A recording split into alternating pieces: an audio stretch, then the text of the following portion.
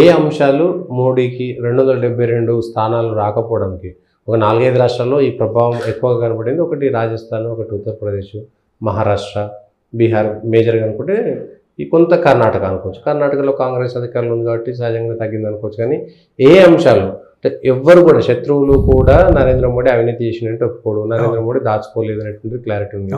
ఆయన దేశం కోసం తప్ప ఇంకొకటి పని లేదు. కేవలం అంబానీ అదానీ అనేటువంటి అంశం మాత్రమే ఈ సీట్లు తగ్గడానికి కారణం అంటారా? లేదు 10 ఏళ్ల తర్వాత ఇన్ని సీట్లు రావడం కూడా గొప్పే కదా, ఆయన చరిష్మా అని అనుకోవచ్చా? ఎట్లా అనొచ్చు?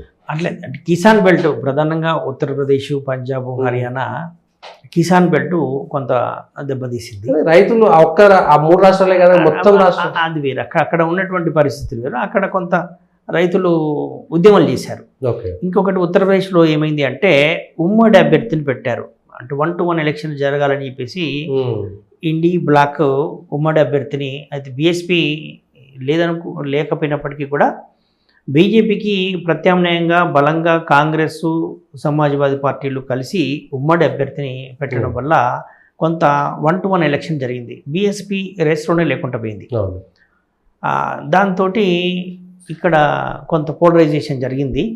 యాంటీ బీజేపీ ఓటు పోలరైజేషన్ జరగడం వల్ల వాళ్ళు గెలిచారు. దీంతోపాటు అక్కడ రైతు సమస్యలను కొంత రైతులు వ్యతిరేకంగా ఉన్నారు అని చెప్పేసి బీజేపీ నాయకత్వం గ్రహించే చరణ్ సింగ్కు భారతరత్న ఇవ్వడానికి ప్రధాన కారణం జాట్ వర్గం అంతా కూడా వ్యతిరేకంగా ఉంది. జాట్లంతా రైతు వర్గమే కాబట్టి చరణ్ సింగ్ జాట్ కాబట్టి అని చెప్పేసి ఆయనకు భారతరత్న ఇవ్వడానికి కారణము ఆర్ఎల్డీని కూటమిలోకి తీసుకోవడము, ఎన్డీఏ కూటమిలోకి కర్పూరి ఠాకూర్ కూడా ఇచ్చారు, బీహార్లో కర్పూరి ఠాకూర్కి ఇవ్వడము, ఇవన్నీ కూడా కొంత ఎలక్షన్ ఓరియంటెడ్ డిసిషన్సే. అవి బయటికి కనపడకపోయినా అవి రాజకీయపరమైనటువంటి నిర్ణయాలే. కొంత మేరకు వాళ్ళకి అర్థమైంది కనుకనే ఈ రకమైన నిర్ణయాలు తీసుకున్నారు. పంజాబ్లో ఒంటరిగా పోటీ చేయడం, పంజాబ్లో అసలు భాగస్వామ్య పక్షాలు కూడా లేకపోవడం, ఇంతకుముందుకు ఉన్నటువంటి శిరోమణి అకాలీదళ్ లాంగ్ స్టాండింగ్ అలయన్స్గా ఉన్నటువంటిది ఎందుకు రైతు చట్టాల వల్లనే కదా పోయింది. అంతకుమించి విధానపరమైన ఏమున్నాయి? హిందుత్వ ఎజెండాలో ఎక్కడ కూడా శిరోమణి అకాలీదళ్ బీజేపీతో విభేదించలేదు, కేవలం రైతు అంశాలపైన. ఎందుకు? పంజాబ్ అంతా కూడా రైతు సమస్యలే. పంజాబ్లో బాగా దెబ్బతిన్నటువంటి కాంగ్రెస్ పార్టీ ఇప్పుడు పుంజుకుంది పార్లమెంట్ ఎలక్షన్స్లో. కారణం ఏంటి? ఈ రైతు అంశాలే. కానీ అటు అకాలీదళ్ దెబ్బతిన్నది, ఇటు బీజేపీ దెబ్బతిన్నది పొత్తు లేకపోవడం పంజాబ్లో. ఓట్ల పరంగా బీజేపీ పెరిగింది, పర్సంటేజ్ ఆఫ్ ఓట్ పెరిగింది, కానీ సీట్లు రాలేదు. అక్కడ చతుర్ముఖ పోటీ. అక్కడ చతుర్ముఖ పోటీ శిరోమణి అకాలీదళ్, బీజేపీ, కాంగ్రెస్, ఆమ్ ఆద్మీ పార్టీ, ఇండిపెండెంట్లు, బలమైన ఇండిపెండెంట్లు కూడా చాలా మంది ఉన్నారు. అక్కడ ఉన్నటువంటి పంజాబ్ రాష్ట్రం ఉన్నటువంటి ప్రత్యేక పరిస్థితులు, ఖలిస్తాన్ ఉద్యమం సంబంధించినటువంటివి ఇష్యూస్ ఉన్నాయి కాబట్టి అక్కడ గెలవలేకపోయింది బీజేపీ. సో ఇటువంటి స్థానిక అంశాలు, రైతు అంశాలు వల్ల కారణంగానే అనుకున్నటువంటి మ్యాజిక్ ఫిగర్ను రీచ్ కాలేకపోయింది. ఇంకోటి బీజేపీ సౌత్లో ఇంకా బాగా బలపడాల్సిన అవసరం ఉంది. ఇక్కడ సౌత్ ఎందుకు, తమిళనాడు లాంటి రాష్ట్రాల్లో ఎందుకంటే తమిళ్ వాళ్ళది కల్చర్ వాళ్ళ అంతకుముందు కూడా హిందీకి వ్యతిరేకంగా ఉద్యమం చేసినటువంటి రాష్ట్రం. ఇప్పుడు కాదు, 70 ఏళ్ళ నుంచి జరుగుతుంది. అది ఉత్తరాది ఆధిపత్యాన్ని సహించదు తమిళనాడు కల్చర్ అటువంటిది. సో అక్కడి కల్చర్కు అనుగుణంగానే రాజకీయం చేయాలి. అక్కడ అన్నాడు ఉన్న పొత్తు కూడా పోయింది. చిన్న పార్టీలు పొత్తు పెట్టుకున్నా కూడా అంత బలపడ. ఓటింగ్ పర్సెంటేజ్ 2% నుంచి 19% వెళ్ళిపోయింది. ఓటింగ్ పర్సెంట్ ప్రధానమంత్రి మోదీ కాబట్టి ఇక్కడ కూడా దేశవ్యాప్తంగా మీకు అసెంబ్లీ ఎన్నికలకు ఉన్నటువంటి పోలింగ్ పర్సెంటేజ్ వేరుగా ఉంటుంది, పార్లమెంట్కు పోలింగ్ పర్సెంటేజ్ వేరుగా ఉంటుంది. కాబట్టి అక్కడ కూడా ఇప్పుడు అదే అసెంబ్లీకి వచ్చినట్టయితే ఇంత పోలింగ్ పర్సెంటేజ్ రాదు. అయినప్పటికీ కూడా అంటే ఇప్పటికి కూడా ఆయా రాష్ట్రంలో ఎంత తమిళనాడులో ఉత్తరాది ఆధిపత్యం సహించినటువంటి ఉన్నా కూడా జాతీయ భావాలు ఉన్నటువంటి ప్రజలు ఉంటారు. వాళ్ళు బీజేపీకి వేస్తారు. వాళ్ళ బలమైన శక్తులు కాదు, ఇన్ఫ్లుయెన్స్, వాళ్ళ స్ట్రెంత్ను మనం పెంచగలగాలి. ఇప్పుడు ఆ విధంగా ఆలోచించేటువంటి సంఖ్య పెరిగినప్పుడు ఉంటుంది. ఉత్తరాది ఆధిపత్యం కాదు, దాన్ని ఆ కోణంలో చూడొద్దు, ఈ తమిళ సెంటిమెంట్ను ఎవరు హర్ట్ చేస్తున్నారు ఈ కోణంలో చూడొద్దు అనేటువంటి ఎడ్యుకేట్ చేయాల్సినటువంటిది అవసరం ఉంది.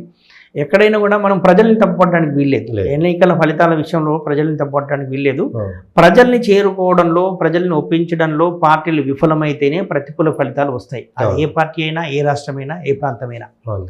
ఆ మేరకు అక్కడ ఉన్నటువంటి ప్రాంతీయ పరిస్థితులను అర్థం చేసుకొని దానికి తగ్గట్టుగా విధానాలు, ఎత్తుగడలు, వ్యూహాలు రూపొందించుకున్నటువంటి పార్టీలు గెలుస్తాయి. అవును. ఇంకొకటి ఈ జాతీయ స్థాయిలో మాట్లాడాల్సింది ఒకటి, అమృత్పాల్ సింగ్ పంజాబ్లో గెలిచాడు. ఆయన తీవ్రవాద నేరారోపణ పైన, ఖలిస్తానీ ఉగ్రవాదం పైన. ఒకటి బారాముల్లా నుంచి అబ్దుల్ రషీద్ ఎవరో గెలిచారు. అతను తీవ్రవాదులకు డబ్బులు, ఆయుధాలు సప్లై చేసినటువంటి కేసులో జైల్లో శిక్ష అనుభవిస్తారు. ఇద్దరు జైల్లో శిక్ష అనుభవించి, అది కూడా ఉపా కేసులు. అవి కూడా తీవ్రవాదులకు మద్దతు, వాళ్ళకు డబ్బులు, వాళ్ళకు ఆయుధాలు సరఫరా చేసి వాళ్ళతో నేరుగా సంబంధాలు ఉన్నటువంటి వ్యక్తులుగా వాళ్ళ కేసులు నమోదై జైల్లో ఉన్నటువంటి వ్యక్తులు 2 లక్షల మెజారిటీతో గెలవడం అనేటువంటిది దేనికి సంకేతం?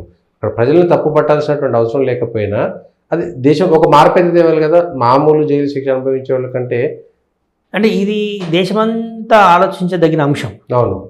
అయితే అక్కడ ప్రాంతీయ ప్రజలు ఓటేసినటువంటి ప్రజలను మనం తప్పు పట్టలేము. అవును. ప్రజలు వాళ్ళ ఆకాంక్షల మేరకు ఓటేస్తారు. భయంతో కూడా వేస్తుండొచ్చు ఒక్కోసారి. అది దాన్ని మనం స్టడీ చేయాలి. భయంతో వేశారా, ఆకాంక్షలతో వేశారా? ప్రజాస్వామ్య వ్యవస్థలో తుపాకీ పెట్టి ఓటించేటువంటి పరిస్థితులు అయితే అంతగా ఉండవు, చాలా తక్కువ స్థాయిలోనే ఉంటాయి. అయితే ఇది కరెక్ట్ కాదు, ఆ వేర్పాటువాద శక్తులు చేస్తున్నటువంటిది కరెక్ట్ కాదు, దానివల్ల నష్టము అనేటువంటిది. అంటే ఒకప్పుడు పంజాబులో ఎటువంటి పరిస్థితుల్ని మనం చూసాం.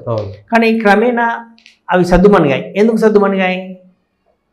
ఎందుకు ఆ ఉగ్రవాద పరిస్థితులు తగ్గాయి? ఎందుకు తగ్గాయి అంటే ప్రభుత్వాలు ప్రయత్నం చేశాయి. ఓకే.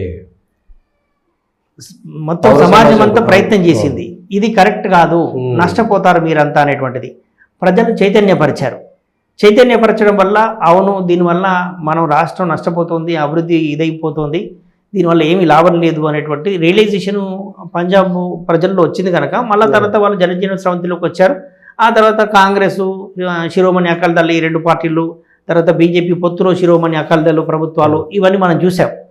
ఆ తర్వాత మళ్ళీ ఇప్పుడు ఖలిస్తాను ఉగ్రవాద భావాలు మళ్ళీ పెరుగుతున్నాయి. సో దానికి మూలాలు ఏంటి అనేది చూసి అక్కడ ప్రజల్ని చైతన్యం చేసేటువంటి ప్రయత్నాలు ఇంకింత ముమ్మరం కావాలి. ఒకటి, అలాంటి శక్తులు కనుక ఏమన్నట్టయితే వాళ్ళని చట్టపరంగా శిక్షించడం, సామధాన భేద దండోపాయాలు అంటాం కదా మనం, వాటన్నిటిని ప్రయోగించాల్సిందే. ముందు ప్రజలను చైతన్యం చేయాలి. ప్రజలను చైతన్యం చేసేటువంటి ప్రక్రియను చేస్తూనే చట్టపరంగా తీసుకోవాల్సినటువంటి చర్యలు తీసుకోవాలి.